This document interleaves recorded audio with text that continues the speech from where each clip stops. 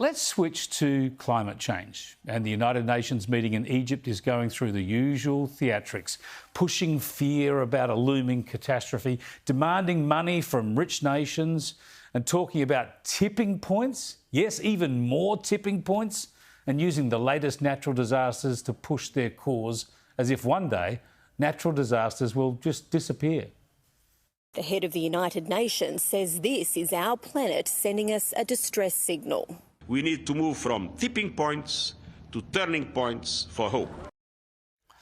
Really? That was on the ABC, where they've been reporting tipping points and final chances every year for at least 20 years. Did it never occur to them that these warnings keep happening, but the deadlines keep getting pushed back, and then we get fresh screaming about new tipping points? That's not the only part of this theatre that sounds familiar, I'm afraid. Sadly, the new British PM sounds just like Boris Johnson and so many other political charlatans, including our own government for that matter, who keep telling us the energy stuff will magically be all okay. There'll be more renewables, more power, lower costs and a jobs bonanza. But it is also economically right too. Climate security goes hand in hand with energy security. Putin's abhorrent war in Ukraine and rising energy prices across the world are not a reason to go slow on climate change. They are a reason to act faster. Because diversifying our energy supplies by investing in renewables is precisely the way to ensure ourselves against the risks of energy dependency. It is also a fantastic source of new jobs and growth. Yeah, they keep saying it, don't they? For 20 years they've said it and they've tried, but we've all ended up worse off. Why does the ABC and most of the media, for that matter, and most of our politicians, why do they just ignore the facts, ignore reality?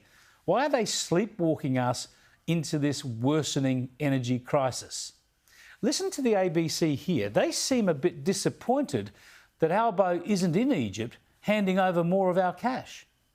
But his absence here has been noted by observers, particularly as Australia seeks to host this sort of a conference in just 4 years' time. And this now is really the opportunity for Australia to prove its environmental credentials. One of the most important conversations that he would have had if he were here would be around this loss and damage fund, highly important for our Pacific neighbours. A short time ago, I did ask the Minister here, Pat Conroy, whether Australia supports this. He said in principle they support this discussion, but he certainly wouldn't commit to any financial backing or put an economic figure on what Australia might contribute to the pool. I bet he wouldn't. Here's the thing.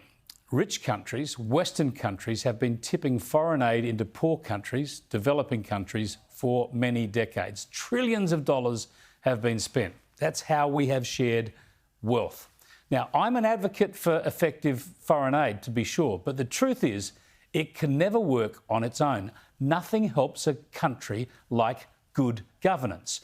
Good governance, education, private property ownership, and the rule of law.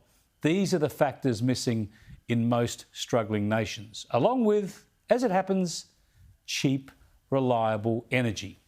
That's what they need. Not our money to compensate them for the lack of energy, but the energy itself so they can build their own prosperity.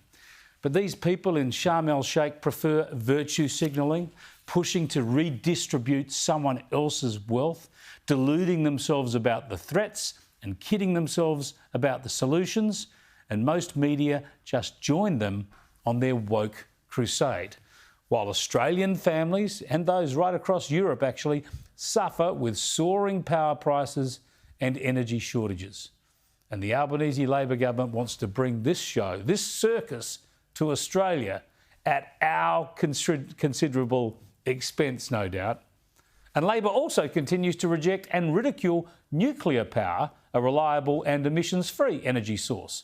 I'll have more on that later in the program, but this, as you can see, is self-harm. I keep telling you, at times it's so bad you want to avert your eyes because this is a slow-motion train wreck of national self-harm. What will it take to bring us to our senses?